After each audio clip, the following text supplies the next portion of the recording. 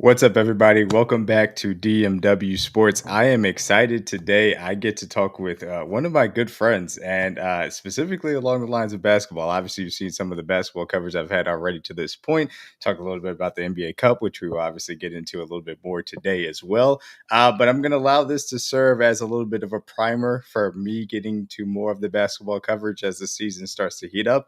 There's the old adage about NBA season not necessarily beginning until Christmas, of course, even with the NBA Cup being a part of their early season slate. However, we do have some early season storylines. And as a result of these storylines, I wanted to call up a good friend of mine, a fellow Howard University alum, of which we did end up meeting there, of course, in DC.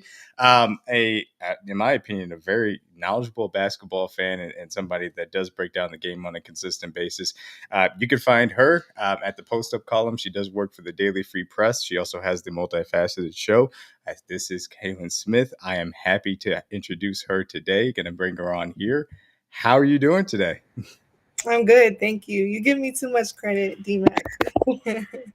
No, not enough for everything that you certainly are working on. And look, as somebody that obviously has started this solo venture, I understand how kind of nerve wracking that part of it can be. So I definitely admire the hard work that you put in, and definitely enjoy hearing your opinion. So that's why you had to come on here.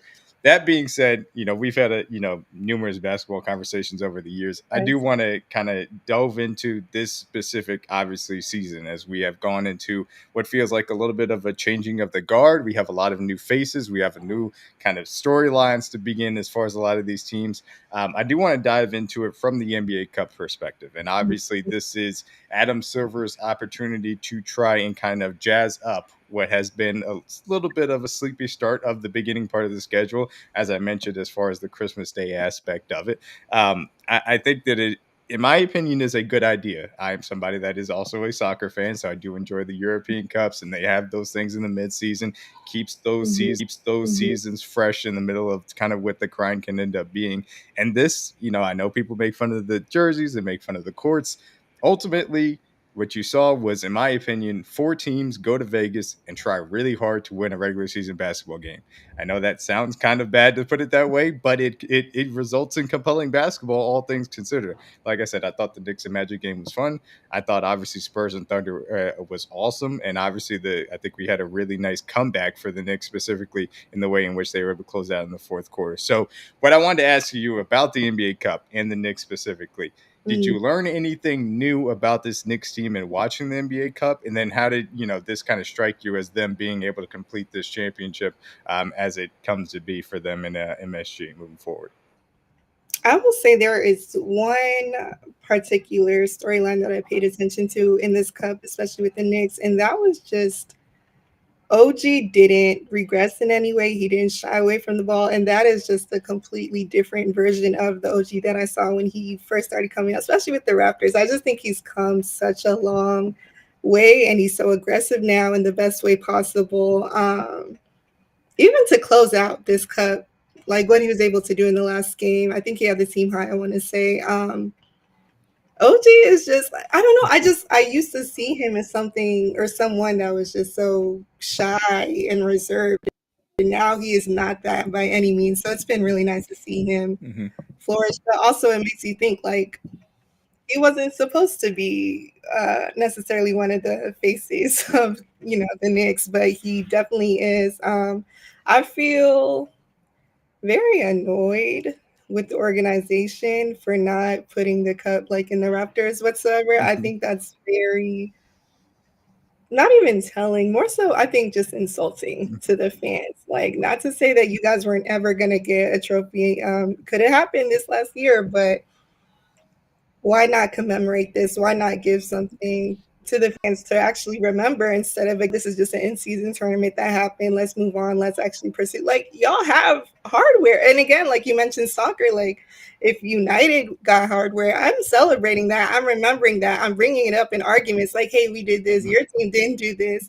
But Right. for the Knicks to not even like actually cherish it beyond social media posts, I think it's a disservice to what they were able to do. I think to your point, it is impressive, and something worth celebrating. Thank you. I'm glad you did mention that. And so obviously I am a Nets fan, and so there I have a certain viewpoint of the Knicks from this Yeah, perspective as well. But I thought that there was something about the Lakers putting up the banner. And the Lakers, obviously, alongside of the Celtics, are considered the flagship franchises as far as the NBA is concerned. The Lakers do not need to justify their history. They're not right, insecure in any way. They know who they are as far as the NBA is concerned. I feel like it may be a little bit of point of the Knicks' insecurity, the fact that they have not won since 1973. They're saying, hey, we can't put up this banner and act like this is celebratory. We don't want to be memed, et cetera, et cetera. Teams like the Lakers franchises don't right, necessarily feel that sort of thing. They're just like, hey, we know who we are. We want it. We're not going to be ashamed of putting this up. right, Obviously, Adam Silver obviously encouraged it from that standpoint. But these are the things that you don't know when they start out and they're new. They may not be necessarily fully embraced, but over time, decades go by, and all of a sudden, it's looked in a different light. And Lord knows the Knicks have all types of banners up as far as MSG is concerned. It's not like right, putting up the NBA Cup one would have been crazy. So I agree with mhm, you. I think it also shows a little bit of their insecurity, the fact that it's been so long since they've been able to put up a championship banner. Maybe they're afraid of it now. Hey, team said, hey, we don't want to put it up. We know our main goal is obviously the Larry O'Brien trophy. Completely right. understandable. But I do agree with you. I would have liked to seen them actually put that banner up from that perspective. Now, along those lines, obviously, like I mentioned, their main goal of being able to be there at the end. This is seen as a wide open East, an opportunity to try and get to the finals. How do you feel about the Knicks' chances to be there in June ultimately and see who the champion from the West is going to be? I think I'll be short and sweet with this. I don't think they won it the way the Pistons won it. I Mm, think when they had that, I think a few streaks last season, days in Detroit, like they were hungry for it, and it was clear. It was like 7 straight games, almost not. I think that was the first time they were able to do that in recent years. But for them to come out the gate flying and blazing this season thus far into mid-December, sitting at the top. Literally looking down at everybody, not with shade, but again, like you have the personalities like Beef Stew and mhm. folks like that. It's very clear that they won it. They're not being slowed down. You would think so. I don't think if anyone asked you or myself last year that this would be the case, we would laugh at you, that kind of thing. They shut everybody up. Again, it's still very early on. Just had the in season turn. Like I get all that, but the Knicks have. I think the in season tournament doesn't say as much should. While it's something to celebrate, like I said, I don't think it says anything about their trajectory per se. Again, like with the Lakers the other season, like they Mhm. didn't come out, So I think they should show us again like what New York as a city is made of if they really want to secure their spot. I think the Pistons are gonna stay where they're at for a while. Yeah, I completely understand it. I love the Pistons. I was a big Pistons supporter as far as the what they looked like going into last year's playoffs. I thought that Cade had taken a step going into that year, and we see he even took another step coming into this season. And when you talk about a team that can play defense at the highest level as far as the Pistons currently can, that automatically gives you an advantage every single time that you step on the floor, and that's something that you feel you can carry over no matter where you're playing, home or away. So I completely understand it. I think the Knicks are going to have a tougher time than maybe some people would see from that aspect is concerned because of what the Pistons can present. But I would love to see another, Pistons Knicks series as far as that aspect, when it comes to the playoffs, at least moving forward as well. So let's go ahead and flip over to Like in this era of the NBA, I can't see him not being a Buck. Buck. Yep. Hmm. And that's why, in relation to your later question, I think he's rightfully frustrated for reasons, but I think he does have the org wrapped around his finger. It wouldn't be him being forced out as much as it would be him like demanding to be sent somewhere else.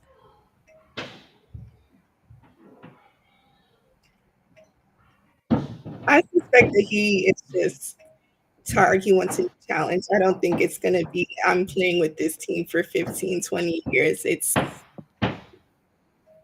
he did win. It's not, Oh I yeah. don't think It's very I wouldn't it's hard to kind of make it analogous to LeBron and Cleveland from this perspective, but this Right. is it is very hey that 2021 championship, which I still think is one of the more Loved it. awesome Yeah. finals performances you've Yeah. seen, especially obviously the closeout game. But Right. that was a mission accomplished in a way that is very satisfying. That no matter what this ends up looking like moving forward, Giannis can say, "Hey, this team believed in me.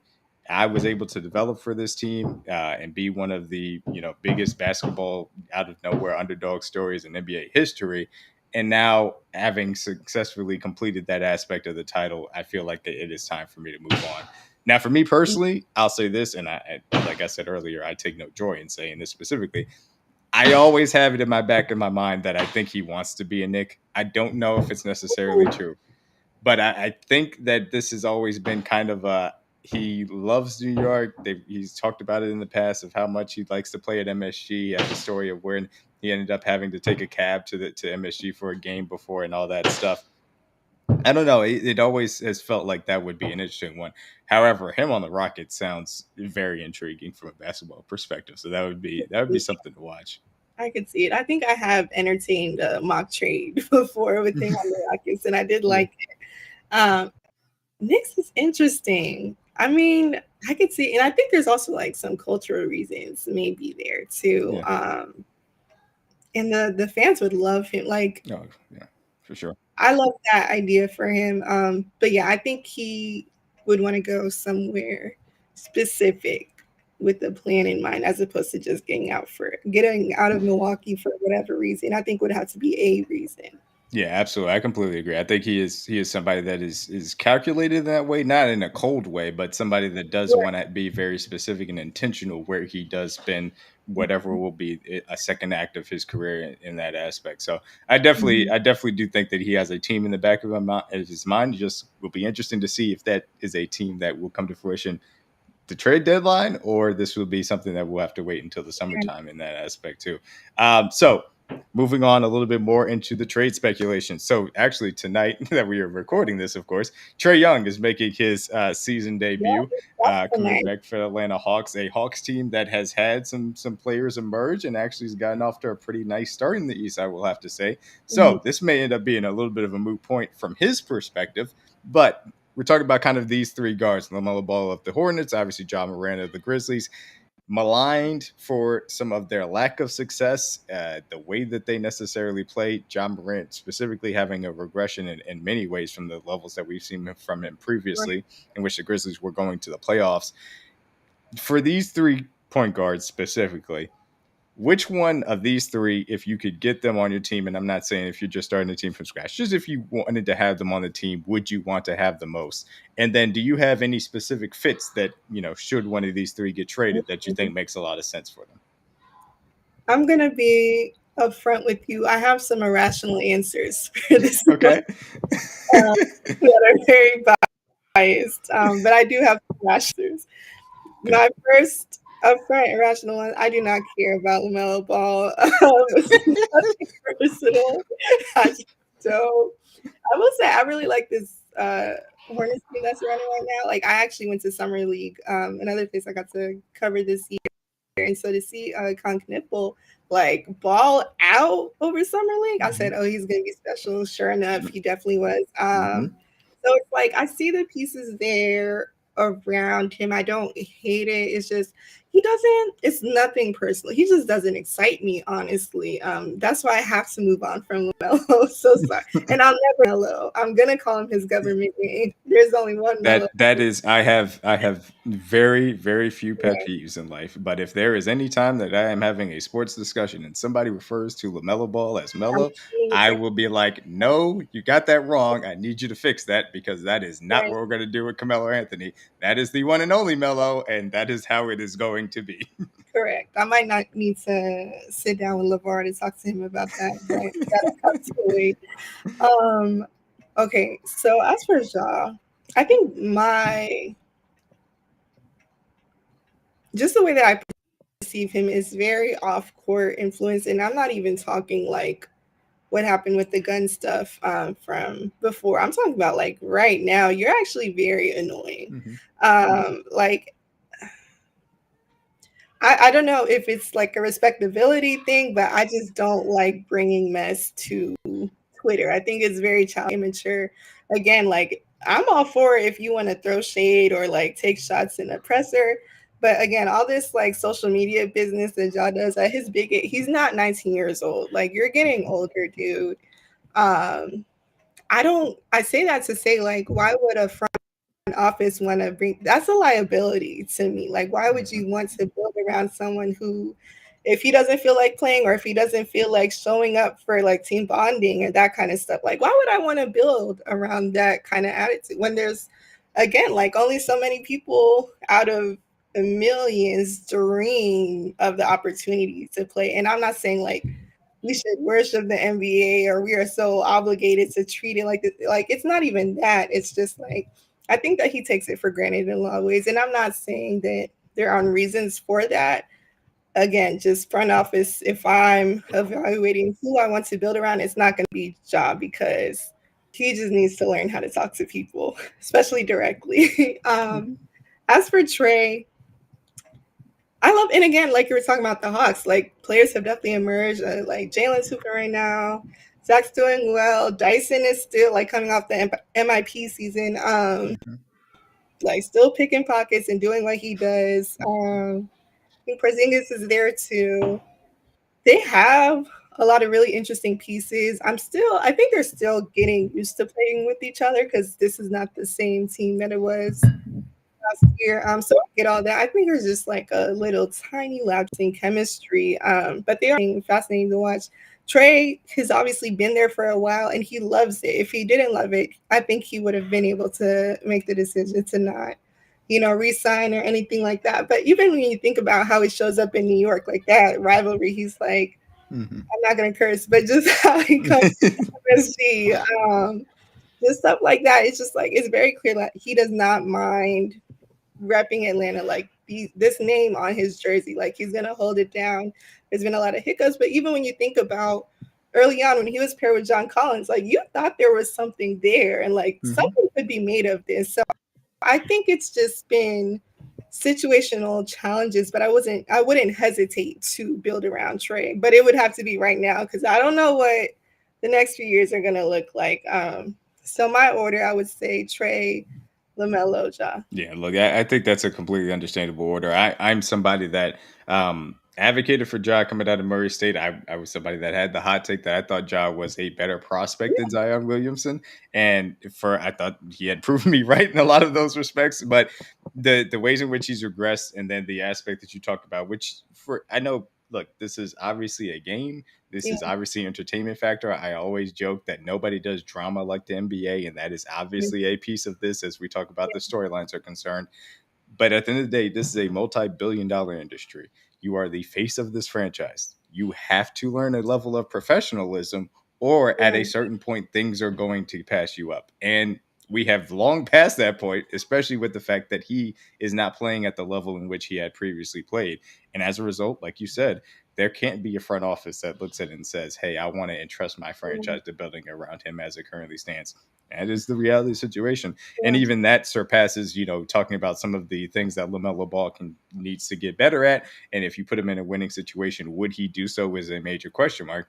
Trey Young does seem like the safest bet among these guys, but ultimately, to your point, because of where the Hawks are now, I think it's more likely that he is going to stay, and there would be more likely that somebody comes to try and join him in that sense, and they try and continue to make a push and try and get better and closer to the top of the East. But the Hawks are one of the teams that I'm watching very closely as we obviously get into the thick of things, and especially as a run up to the All Star break to see with Trey Young now back and the pieces that we talked about now emerging. What does this team look like, and can they make a push in saying, "Hey, we're going to be one of those teams that really wants to challenge for this"? Because if Trey comes back like we have seen Trey Young play at his best previously, you're talking about a team that really can try and go toe to toe with any of these guys. And obviously, I mentioned earlier about the Pistons and Knicks series. yeah. Anytime we get Trey Young and MSG, I'm all for it because it's going to be entertaining to say the least as well. So that would be a lot of fun to see in the playoffs. So thank you for that as far as the point guards were concerned. Also very much see them making a first round exit. I think either situation would not surprise me because again, I think they have a lot of the tools with the exception of defense, which has been pretty horrendous. other than that, like they do have what they need. Again, I think not just LeBron, but veteran leadership and also like talent in the mid career players, like the Lucas and whatnot. For you to have multiple superstars and like very solid up and coming emerging players all on one team, but still like those gaps, those areas of lack. If I cared about the Lakers, which I never will, I would be concerned. Um, like I would have palpable concern about how they fare, where they land. But I don't. So the short answer is I can't call it. I don't blame you one bit. Like I think it's a fascinating thing of if you get into a playoff setting, can LeBron turn up his notch all the way to 10 as much as he can at this age, obviously for to get them out of a series. Yeah. And how much can they raise their defensive floor? Can they make some moves on the margins that do not obviously include an Austin Reeves, but something to try and help from that perspective as far as a defensive rotation. Obviously, they talked about trying to give Vando more minutes just to try and get better defensive players on the floor because they feel that confident in what their offense can present. So what they end up tweaking, obviously, as it leads up to the trade deadline, is certainly going to be fascinating to try and raise their ceiling as well. So obviously, the other kind of I would say off the court storyline, but there are always plenty of them as far as the NBA is concerned. Something that's made me very happy is the NBA being back on NBC and the coverage that has come with it. I thought the presentation has been excellent. I am like I talked about obviously at the top as far as me having an admiration for writers and storytellers as far as the game is concerned.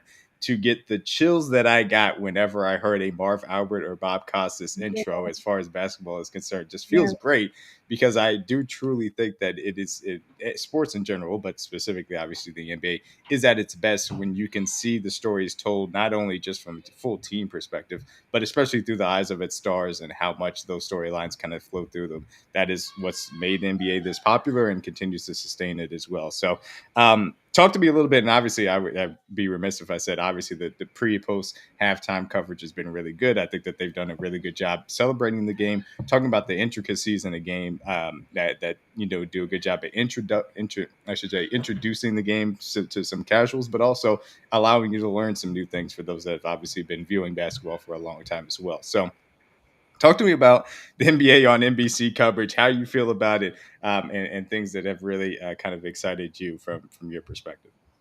Yeah.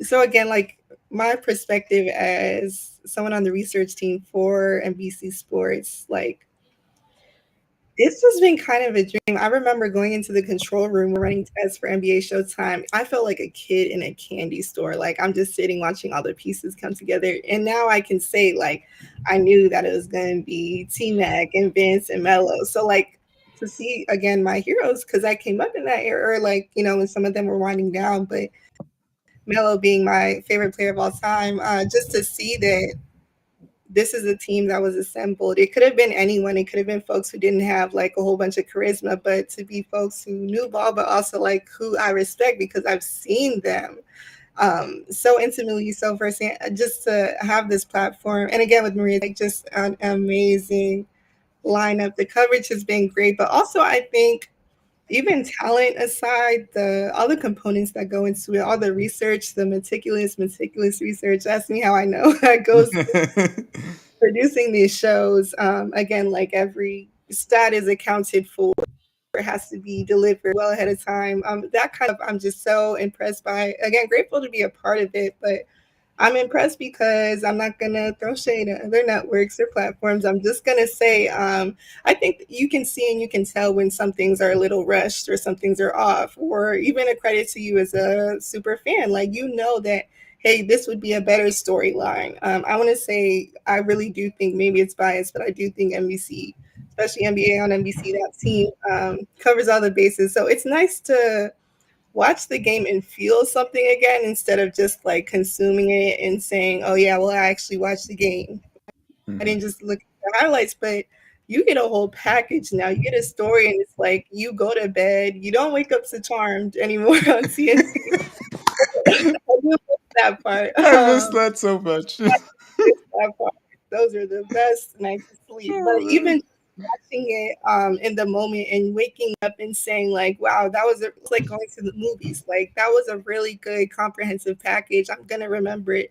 And this is for 82 games over the season, so it's just like incredible to have that and see that and to know that like it's possible to make the NBA not a highlight league, Mhm.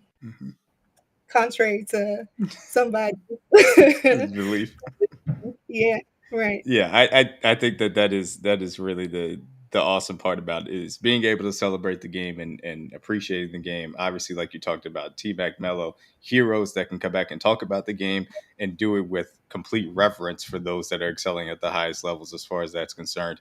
And I've been impressed really at every step. I am a nerd in many ways, so the AR VR stuff as far as the halftime Yeah, presentations and showing some of the X's and O's on the court, I yeah. find that to be very satisfying and very enjoyable as well. So I think NBA and NBC has knocked it out of the park as far as that is concerned. And obviously, all of the behind the scenes research work that has gone into it, the meticulous details that obviously you have a hand in, and obviously the great people that you work with, your colleagues, is much appreciated. And it's shown just how much, obviously, the reverence and love for basketball, the coverage is being shown. So I definitely have appreciated them being back, and I love the presentation. I still have the same energy on my Twitter that I've always had when it comes to NBA Twitters, and that is KAIADRSMI. Thank you, DMac, so much for having me. I appreciate this a lot. Absolutely great. Thank you once again for having for coming on, I should say. And we'll be talking a lot more basketball, in recent months to come.